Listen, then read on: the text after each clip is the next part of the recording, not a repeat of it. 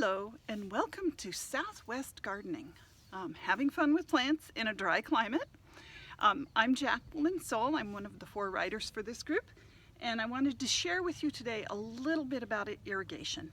Now, our spring guide for this year was what to do to get ready for the heat ahead, and this is sort of an addition to that. I did talk about irrigation for our spring guide. Now, by the way, those guides, we offer them like 3-4 times a year. We've had butterfly gardening, we've had plants for the heat. Lots of fun guides. If you haven't given us your email address, go ahead and sign up. What do you got to lose? You got cool guides, and besides, you get to listen to me. No, that's a joke. Okay, so here is my super simple irrigation system. Now, I live in Tucson, but if you live in a place that freezes, this is something that you can take off, wrap up, and put in the shed in the winter. And then you don't have to worry about your irrigation system freezing in the winter. You don't have to bury anything. So what we have is a hose bib. Now we have 2 hose bibs here because I have one for a regular hose and one for my irrigation system. This is the old style hose. You turn it on, you crank it, and it goes on. When this breaks, and they do with alarming frequency, there's a little packing in there that goes bad, get one of these valves. It's either off or on. And here it's on, you know, it's pointing in the direction of the water flow. Now it's off.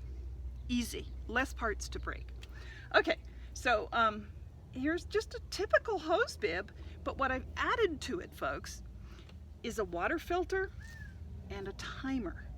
Now this timer can be run manually, and that means it's just on as long as it's on manual, and you have to remember to come out and turn it off, or you get to pay the water company lots of money unless you have your own well. The other nice thing about it is you could set it for the number of gallons, and then this is a little bit trial and error. I start with 200 gallons, and if that's not enough for my plants for a couple days, then I turn it to a higher number. But the idea is you really want to water your plants, only like every 3rd day, because you want their roots to go deep into the soil after the water. You don't want them to hang out on the surface where all the heat and the evaporation is. You want them to grow deep and establish the plant well. So back to irrigation. Here's my timer. Here's my hookup to the water, and then this thing right here was about 20 bucks from the big box store, and what it is a filter. And I do that because our water here in the Southwest is hard water. It's got a lot of calcium in it, and that means it will clog up your irrigation system. Now this is the filter. Okay, did you see how easy that was? I just opened it up. Here's the filter inside, and I'm going to clean this filter because there's some crud down in there. So part of it is bang it out. Oh no, the crud is sticking to the screen. That's that calcium. It was trying to go through the screen, and when it did instead, it started calcifying my screen.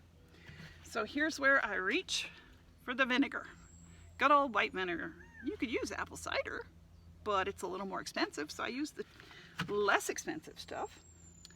Pour it in a cup and just soak my filter for about half an hour, and that usually takes care of it. Now once I have my cup of vinegar, I go around and do all my filters. I have a few different little irrigation systems around the land.